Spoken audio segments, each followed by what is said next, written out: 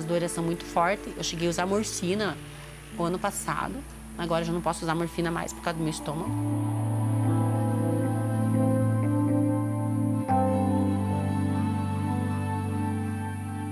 Alucinação com areias enormes subindo na parede. Eu dizia pro meu marido de noite, mata essa aranha, olha que aranhona que tem. A parede da casa era inteira, sabe? Era uma aranha. Ele dizia, eu já matei. Eu dizia, não, ela tá ali ainda.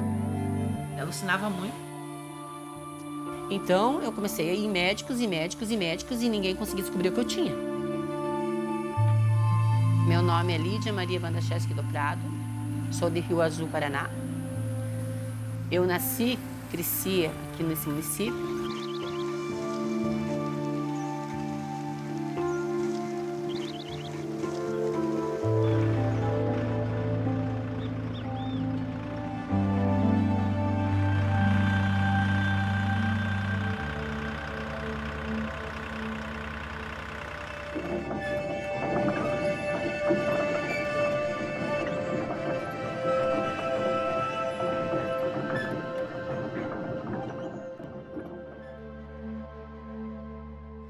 Essa foto aí é onde tudo começou. Aqui é minha filha Fátima, eu e meu irmão. E essa é uma foto minha maravilhosa, que é as lindas, sabe? Trabalhando. Ai, ai. Nessa época eu não tenho bem certeza se a Lidiane já tinha nascido ou não, mas eu acho que já. Não sei. Deve ser depois já que ela nasceu. Acho que essa foto deve ter uns 18 anos, por aí. E essas são as fotos do casamento. Nós nos conhecemos num jogo de futebol. Ele foi jogar. Daí passou um bom tempo, ele foi embora e eu via na cidade de vez em quando e nada. De repente, um dia, eu gostava muito de vir no jogo, assim, esse jogo de futebol, assistir. E viemos pra eu, minha irmã e minha prima. Daí, naquele dia, ele vinha vindo. Daí eu tinha um compadre meu, eu falei pra ele, você tá vendo aquele cara que vem lá? Eu vou casar com ele.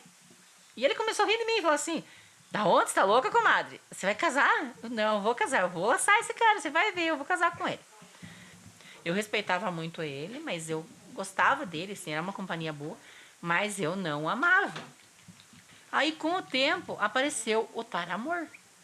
Aí eu conheci de forma totalmente diferente o que é um amor. Eu amo ele, assim, muito. E tem que ser grande amor, né? Porque tem tanta tragédia. E a gente tá junto. São 22 anos de casado. É bastante tempo.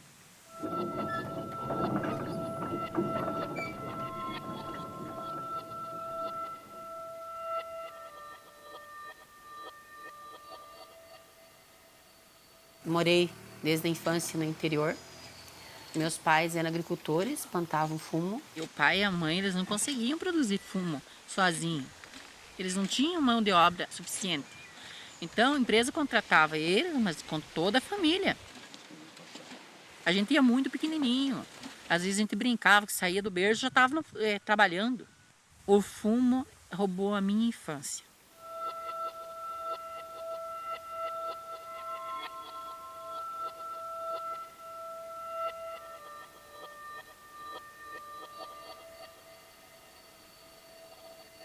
Naquela época, ninguém falava nada disso.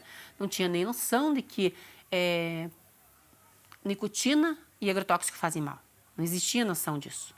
Para nós era maravilhoso trabalhar e poder, de um dia, sonhar e melhorar de vida, né?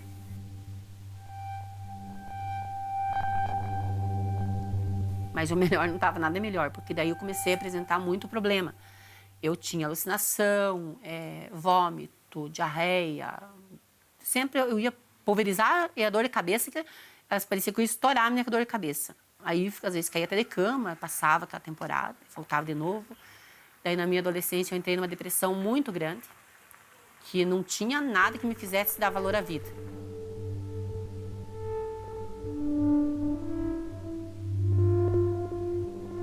Pior de tudo, que eu ainda sonho toda noite que eu estou trabalhando no fumo. São tantos anos saído desse troço e que eu sonho que eu estou numa vida real lá. Eu tenho toda noite sonho que eu estou lá trabalhando na vida real. E eu já tentei de todas as formas esquecer isso, tentar, sei lá, dar um jeito de apagar isso da minha memória, porque não dá para ficar aí. Mas toda noite eu tenho vida real. Você sonha que tem vida lá.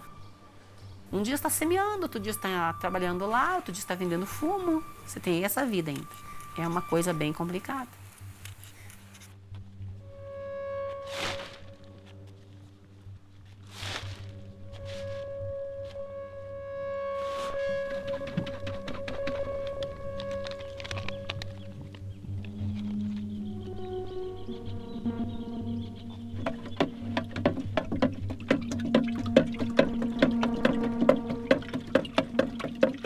Na verdade, nos tempos que a gente veio pra cá, ainda trabalhamos com canteiro. Acho que no segundo ano a gente já entrou na piscina.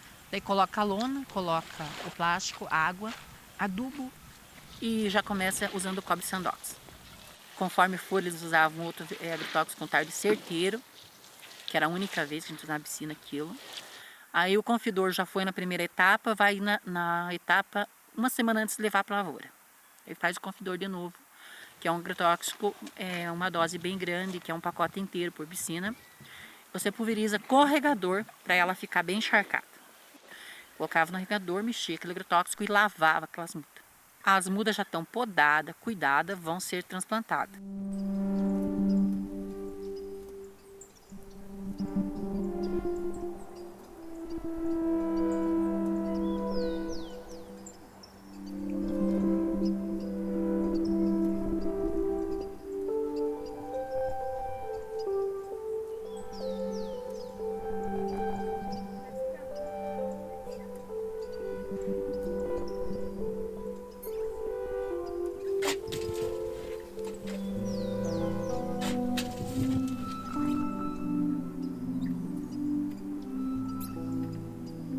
A gente fez esse trabalho de passar o veneno na piscina e levar recente para a roça. A gente só subiu até lá em cima. Chegamos lá, ele teve uma convulsão muito forte. Ele quase morreu naquele tempo. E ele acabou ficando um mês ou mais, acho que em casa 2 meses, que ele não podia trabalhar, o remédio fazia efeito, não podia. Aí eu comecei a pulverizar. Todos os 70 mil pés de fumo era contar comigo ou contar comigo. Fazia ou perdia a safra. Eu ia de um lado da carreira e voltava do outro, do lado da carreira e voltava do outro, com maior paciência. Mas não deu de eu terminar todo o fumo que estava lá para baixo e chegamos aqui para cima. Quando a gente chegou aqui, o fumo já era mais pequeno, mas eu tinha que fazer a mesma coisa. Eu peguei e fiz isso. Eu pulverizei para o bicho e quando fui fazer a última maquinada de boral, eu passei mal. E eu acabei só descendo de lá de IPI, tudo vindo para casa. Ele me ajudou a tirar o IPI, fui tomar um banho. Que eu tomei um banho e comecei a ficar roxa. E muita dor de barriga, muita, e dor de cabeça. Quando eu cheguei no postinho, minha pressão tinha sido 22/14 naquele momento, eu desmaiei. Me transferiram para o hospital, fiquei o dia todo lá, mas voltei para casa também dizendo que aquilo era um estresse.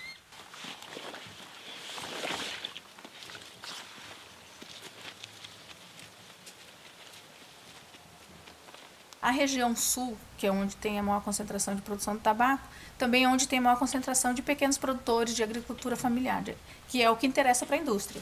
Se não fosse com a agricultura familiar, não funcionaria o negócio da indústria do tabaco. Ela precisa desse exército de escravos para que ela tenha o lucro que ela tem. Então, quando a gente tem isso em consideração, é a agricultura familiar, ou seja, as pessoas moram no local onde elas produzem o tabaco, do lado.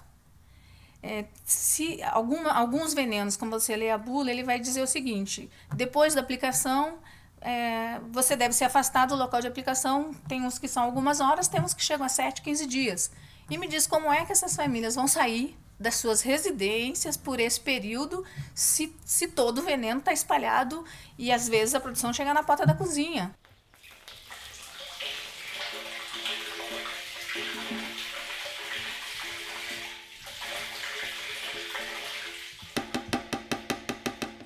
Os produtores do tabaco já estão com seus organismos comprometidos, acumulados de agrotóxicos. Eles não conseguem mais sobreviver naquelas condições.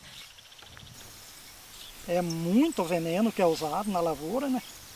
E não tem nem dúvida que a maioria está contaminada de veneno. Né?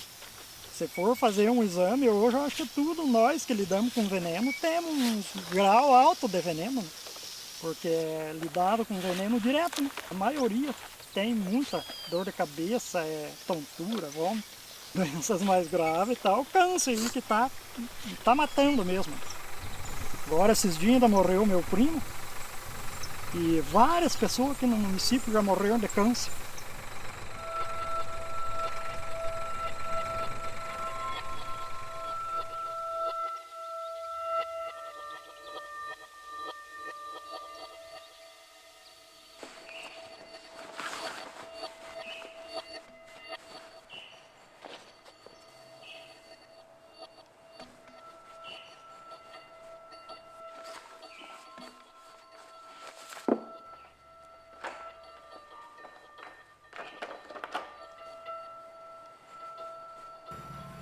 Para o equipamento de proteção individual ser eficiente, eficaz, ele precisaria ser absolutamente impermeável.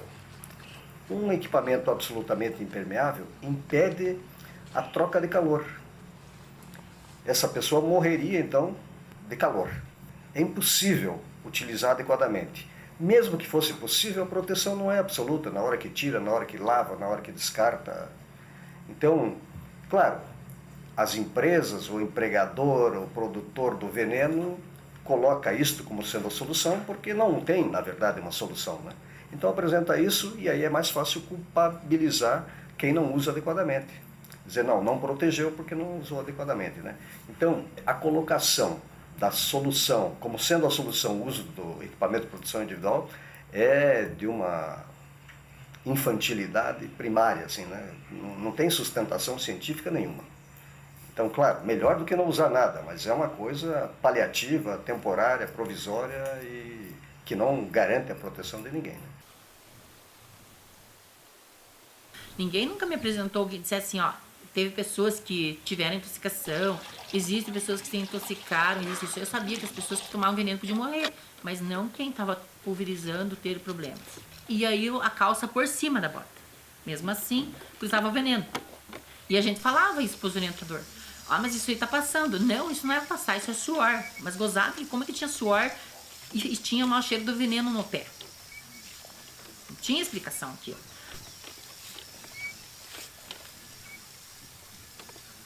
Como que uma mulher vai limpar um EPI que o cara usou na roça ou ela mesma usou sem vestir outro EPI?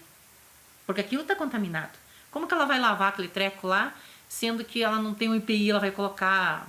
Tem que colocar máscara, tem que colocar outro EPI para ela lavar aquele. Mas isso aqui eles não fazem. Então cadê a proteção? Onde é que existe proteção daquilo? Tá tudo falho aquilo ainda.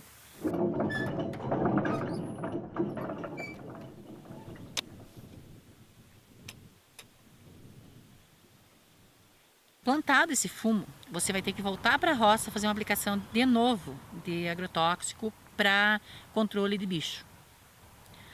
Daí você percebeu que tem algum problema de bicho, vai de novo, pulveriza agrotóxico. Sempre é confidor. A gente fazia assim, passava esse confidor, já na última etapa ali, vamos passar o veneno pro bicho, para que daí o controle vai ficar aos 40 e tantos dias lá protegido, e vai fazer a quebrança da flor.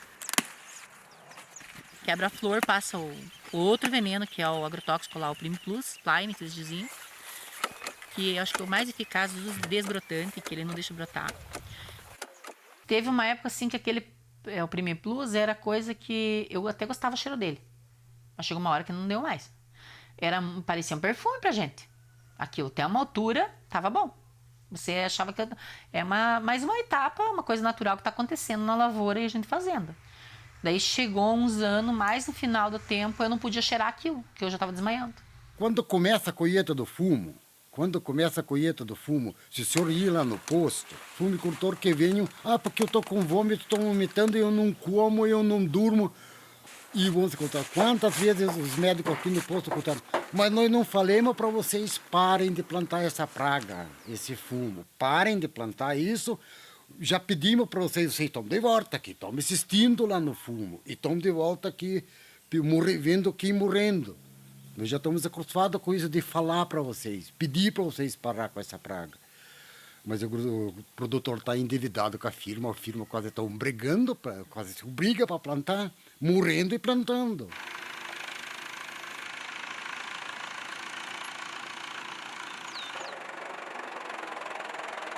Percebemos também a grande dificuldade de boa parcela dos produtores em sobreviver, porque os produtores só podem vender o seu produto, entregar o seu produto para a empresa que os contrata. A qualidade da folha é a empresa que determina, depois da produção feita, e o valor então que vai ser dado ao produto também é a empresa que determina. Para poder produzir naquelas condições, esses pequenos produtores com poucos recursos, vários deles acabam tendo que fazer empréstimos bancários, que nem em seu nome acaba sendo, porque eles não teriam como fazer. Então a empresa intermedia esses empréstimos, o lavrador, o produtor, muitas vezes nem lê, não sabe ler ou não tem acesso, só assina este contrato. E ao final, quando ele não consegue cumprir aquilo que ele se propôs junto à empresa, ele às vezes tem grandes perdas, inclusive do seu próprio patrimônio. Nós soubemos de casos lá de agricultores que se suicidaram diante da iminência de perder a moradia, de perder o pouco que tinha.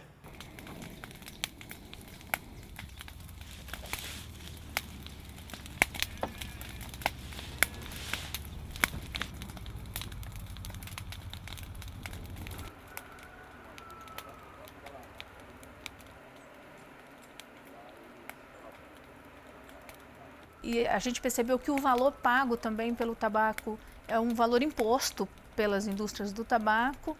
Então, quando eles falam do sucesso econômico sempre. Sempre o que eles dizem de não ter nada que dê resultado econômico melhor do que o tabaco é repetido exaustivamente pelos produtores. Por isso que quando a gente realiza algum trabalho relacionado a essa área, a gente gosta de mostrar quem saiu da produção do tabaco e como está hoje, que não é, obviamente não é só uma questão econômica, e a saúde.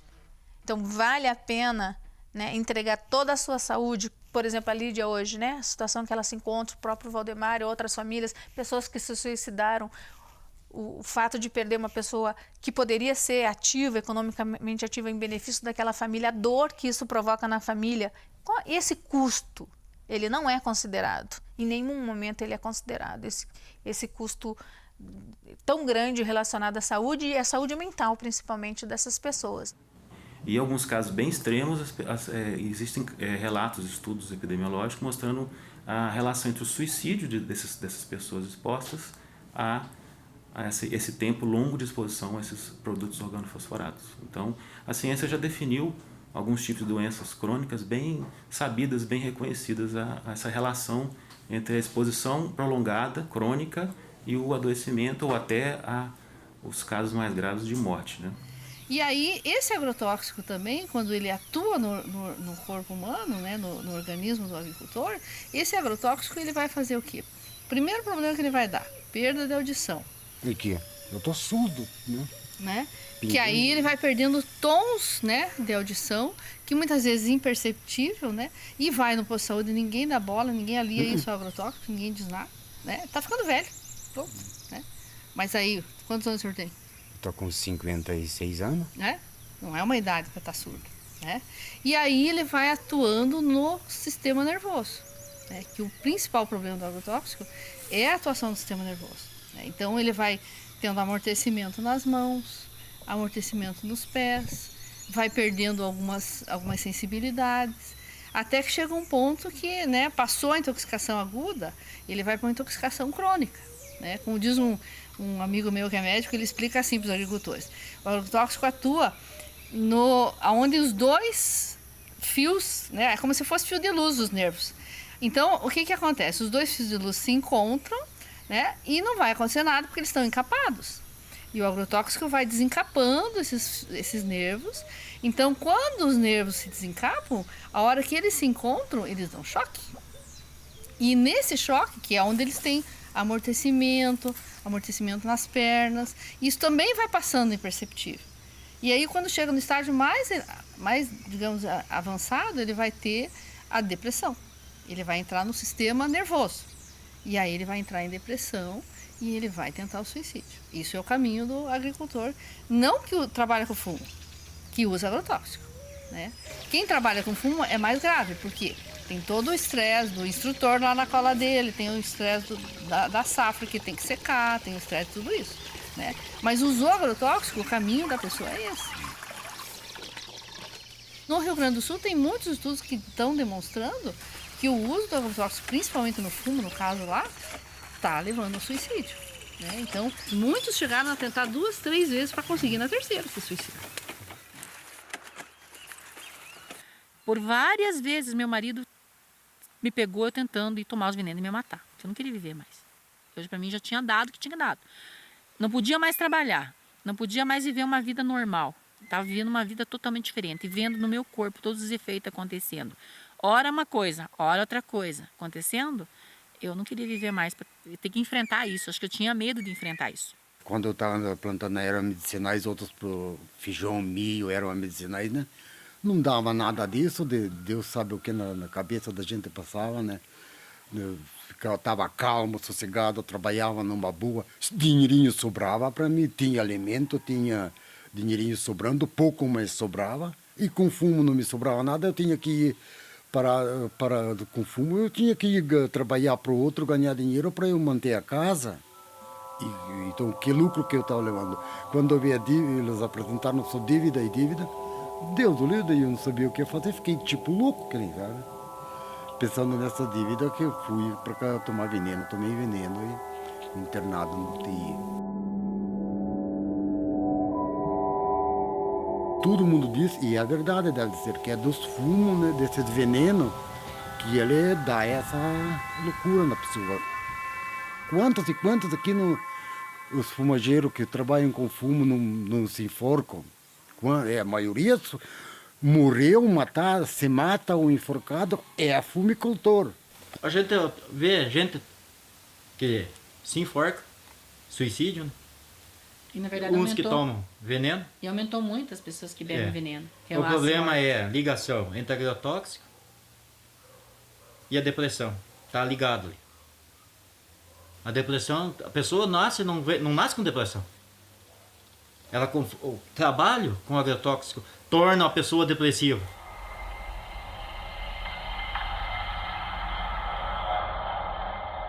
Outra coisa que a indústria tenta negar, que a produção de tabaco não está associada a um número elevado de suicídios, mas os dados epidemiológicos apresentados inclusive na revista Galileu, médicos do Rio Grande do Sul, de Santa Catarina, em eventos, eles têm alertado para essa epidemia, não só de suicídios, como também de câncer, um índice muito alto de câncer, né, nessas famílias, e nós sabemos da gravidade que é a exposição a agrotóxicos. Só que no caso da produção de tabaco, essa situação ela se agrava porque a quantidade de agrotóxicos, o número de aplicações, a falta de treinamento para aplicação, a falta de informações, a vulnerabilidade dessas famílias torna isso uma bomba relógio que já explodiu. A gente só não está tornando isso visível, mas isso já está acontecendo no campo.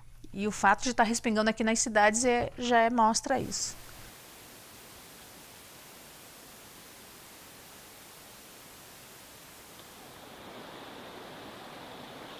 Eles podem até dizer, ó, não como com veneno porque eu como orgânico. Não tomo água porque eu tomo água mineral, né? Mas eles têm que cozinhar e eles têm que tomar banho. Então aí nós estamos na esfera da saúde pública, né? Então não tem como dizer que o agrotóxico não afeta toda a sociedade e não afeta o coletivo. Por exemplo, Prudentópolis, olha, eu tenho desde 2005 até 2017... Todos os anos tem 60, 70, 50, no mínimo 40 e poucos tipos de resíduo de agrotóxico diferentes dentro do parâmetro. Mas o que é esse dentro do parâmetro? Quando o parâmetro está muito baixo e tem a mais, vamos mudar o parâmetro para dizer que está certo, né? Então aí o que acontece? Misture tudo isso num copo d'água e tome uma vez. É uma coisa. Agora, tome banho, cozinhe, né? Beba essa água durante anos a fio. O que vai acontecer? Um índice alto de câncer, que é o que nós temos aqui. Nosso índice de câncer praticamente é maior do que o do Paraná, né? Vai ter um índice alto de suicídios, vai ser um índice alto de tarja preta, né? Um monte de gente tomando remédio para depressão. E essa visibilidade que hoje tem, que hoje as pessoas estão de fato até um pouco assustadas com essa realidade, se deve ao trabalho que foi feito pelas ONGs, pela promotoria, pelas promotorias de meio ambiente, pela promotoria do trabalho, que juntos estão vendo a gravidade desse problema e estão dando visibilidade a ele. Então, no Paraná, várias amostras de água superficial e profunda têm a presença de agrotóxicos. Então, todos nós estamos expostos, mas o trabalhador agrícola está mais agudamente, mais intensamente exposto, não há dúvida.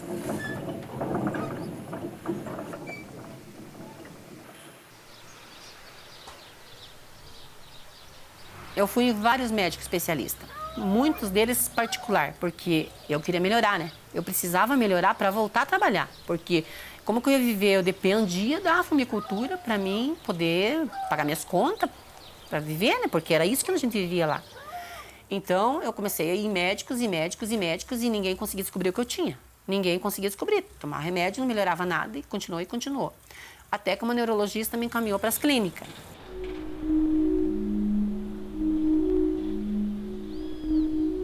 O que me levou para Curitiba foi uns 2 caroços que tinham aparecido na região cervical e a fraqueza muscular. Aí o médico achou que tinha câncer e aí eu peguei para ser pesquisada cabeça e pescoço. Aí veio biópsia, tudo, não tinha nada. Aí eles começaram a passar para o infectologista e ele fez toda a investigação, mas também me deu alta. Dizendo para mim num dia assim, ele chamou para conversa e falou, olha, você não tem nada dessas doenças infecto-contagiosas, mas você tem que investigar relacionado ao trabalho. Daí ele perguntou naquele dia no que eu trabalhava. Ele falou assim, tabaco? Eu falei, não, fumo. A gente tinha uma coisa assim, meio que eu não entendia a palavra dele, tabaco, porque a gente morava no interior e entendia fumo. Eu falei, fumo. Daí ele falou assim, não, você tem que investigar nesse negócio aí, porque pode ter relação com o trabalho e tua doença.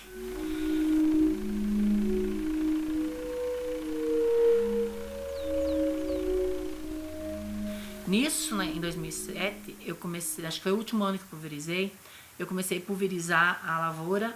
Primeiro foi o boral, que era para terra. Não, primeiro o confidor para o bicho, que era o organofosforado lá que a gente passa para o bicho.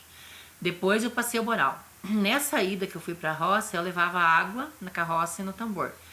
E nisso a gente sempre tinha milho, às vezes que tratava a criação, ficava resto de grãos na carroça. Foi nessa época que quando eu desci lá embaixo, então eu vi muita saracura morta. Elas comeram aquele milho e morreram. Mas morreram assim, no local. Elas não saíram longe, elas ficaram em volta. Que eu tinha deixado de um dia para outra carroça e no outro dia eu fui buscar. Trazer carroça para levar água para outro lugar. Então eu tinha achado esses bichos mortos. Aí eu comecei a ficar com medo.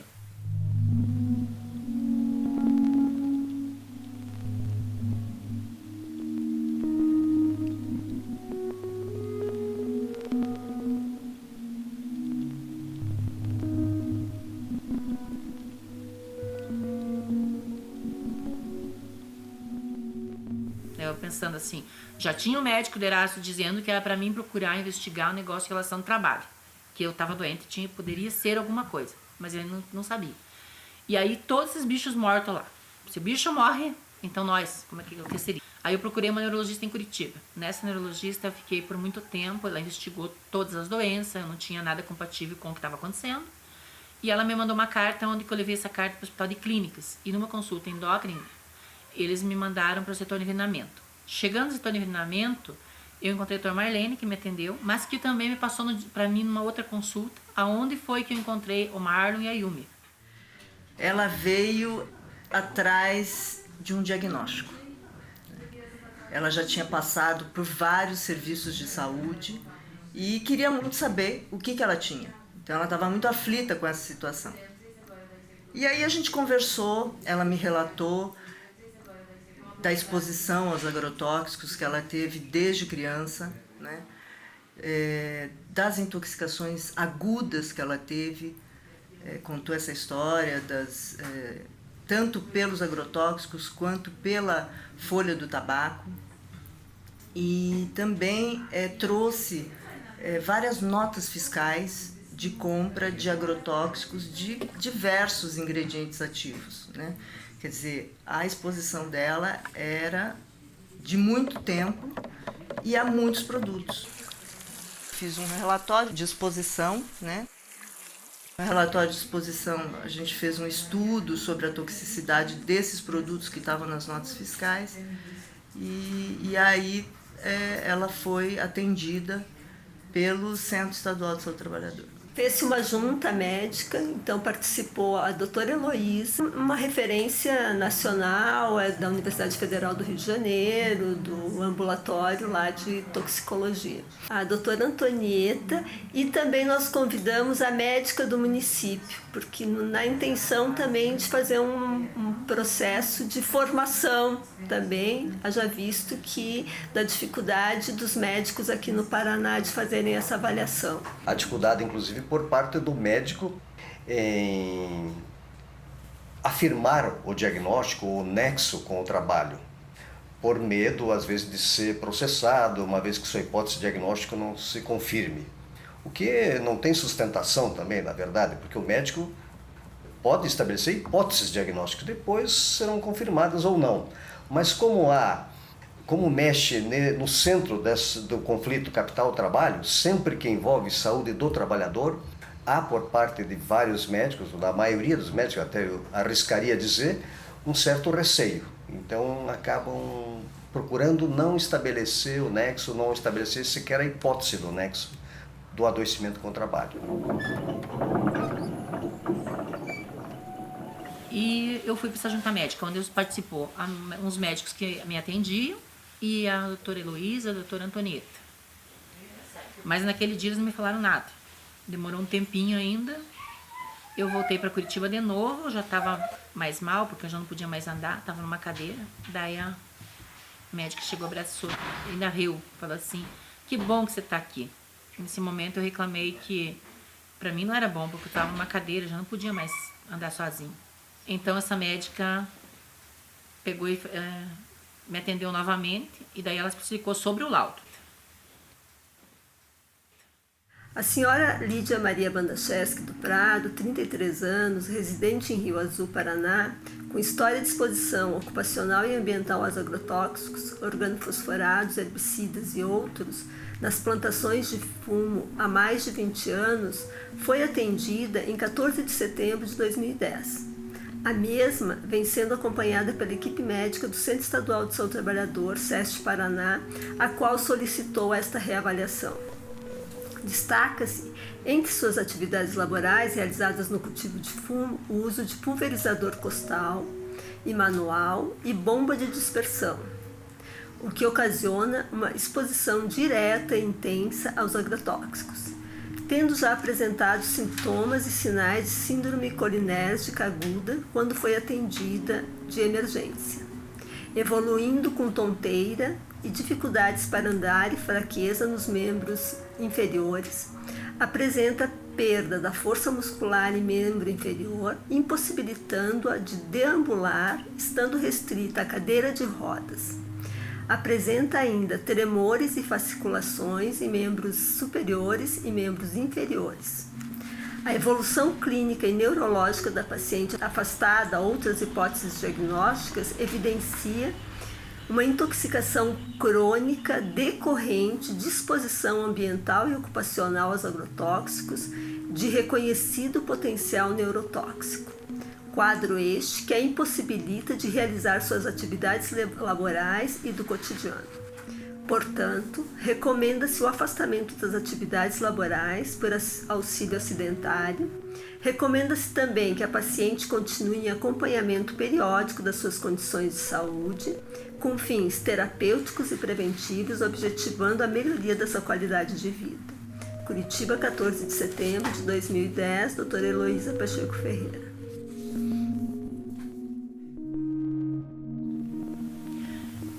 Aí esse laudo na mão. Uma viagem de ônibus de lá até aqui. Pensamento, vamos pensar o que fazer da vida. Aí eu já tinha um diagnóstico que foi tão difícil encontrar. Ter alguém que conseguisse achar o problema que eu tinha. Mas o problema era tão sério que aí lidar com esse problema. Primeiramente eu olhei para os lados e pensei assim, e agora? Lá em casa quem vai ficar por pena, piedade ou por dó. Ao meu lado. Aí o maior desespero. Umas horas chorei, umas horas calei. Daí eu cheguei em casa e falei pro meu marido assim, agora precisamos conversar. Nós temos 2 filhas. Tem pai, tem mãe, se você quiser ir embora, o momento é agora. Você já sabe, o laudo não tem cura. E eu não quero que você fique comigo por piedade. Se você ficar, vai ter que ficar pra valer e vai ser por amor, porque diferente ninguém vai ficar do meu lado. Que eu já vi quão grande era o impacto daquele laudo que eu estava pegando, porque eu entendi que aquelas palavras crônico e não tem cura seria uma vida miserável, como eu chamo até hoje, viver assim, uma vida miserável. Porque não basta você ter o que comer, o que vestir, mas você tem uma vida miserável por tudo que você perde. Perde muita coisa. Então ele chegou, olhou pra mim assim e falou: a gente casou na igreja, não foi pros convidados, foi entre eu e Deus, e a gente vai ficar junto nessa. E como estamos juntos até hoje na batalha.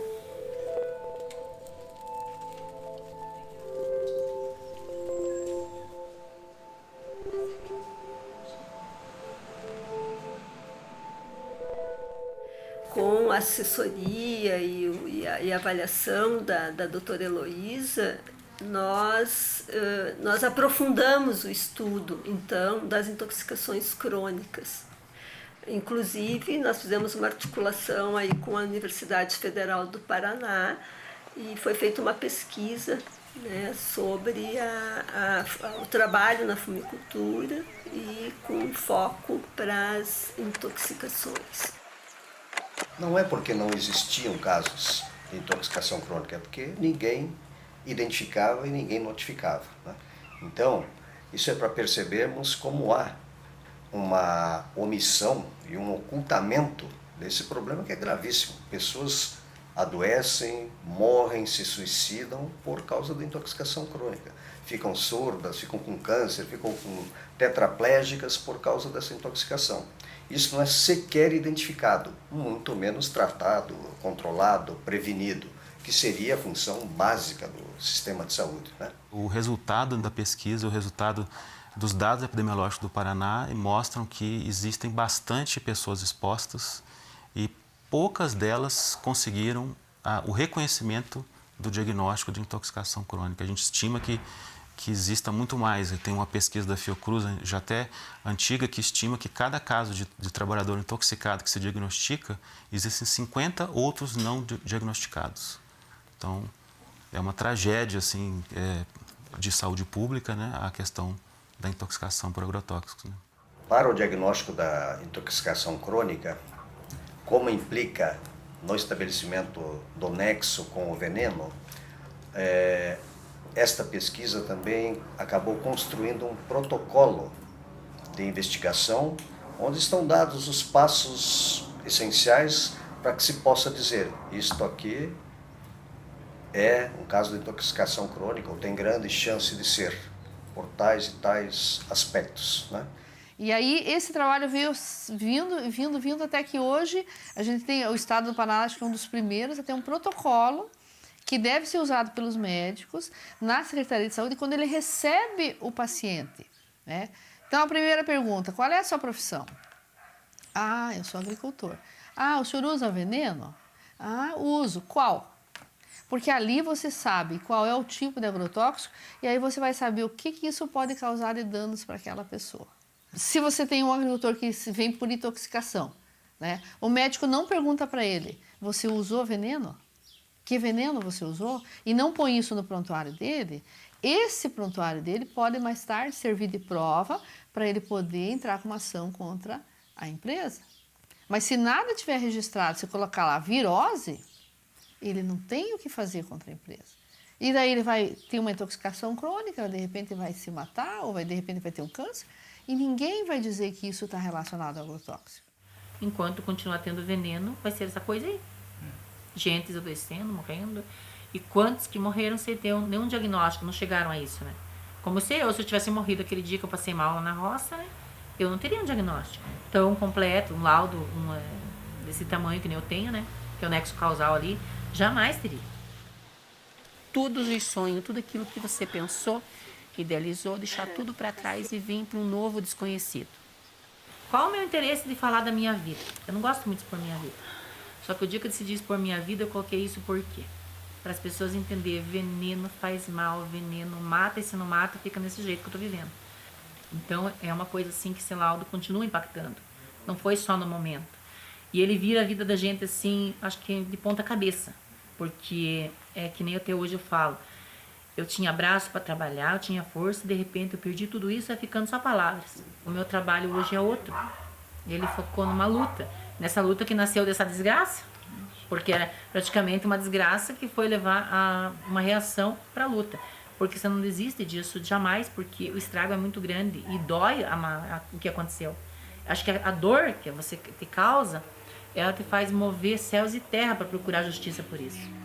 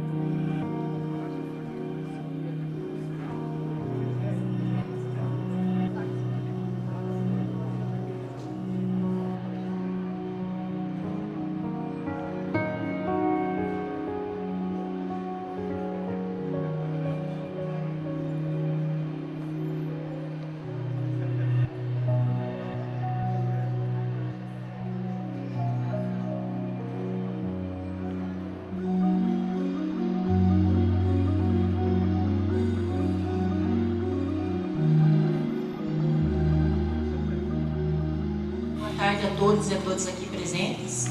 Hoje estou aqui, porque aquilo que não me falaram, eu quero passar para vocês hoje. Perdi tudo o que eu tinha, mas ficaram as palavras para mim estar dizendo hoje, pessoal, olha com cuidado, porque esse negócio é perigoso. Porque eu pulverizei a terra, mandado lá pelas empresas para dar de produção, eu pulverizava. Mas ninguém falou que eu ia matar aqueles passarinhos, ninguém falou que o meu rio lá ia ficar comido, ninguém disse que nós contávamos na janela da nossa casa e que a minha família estaria sendo envenenada lá dentro. Que cada vez querem mais jogar sobre a terra, sobre a água. Tem mais agrotóxico e mais agrotóxico. É o que mais se quer por causa dessa ganância. Querem só o dinheiro, mas as nossas vidas não importam. Não importa a vida humana mais. Então hoje eu deixo para cada uma reflexão. Todos nós estamos nesse mesmo barco. E hoje não é falar para o culpado agricultor que não quer mudar. Talvez ele queira, mas ele não consegue sozinho. Ele tem que ter a consciência e buscar força, fazer grupos, juntar força para que isso aconteça. Porque quem dera, se um dia alguém chegasse e tivesse me falado isso, eu estaria hoje aqui nessa situação.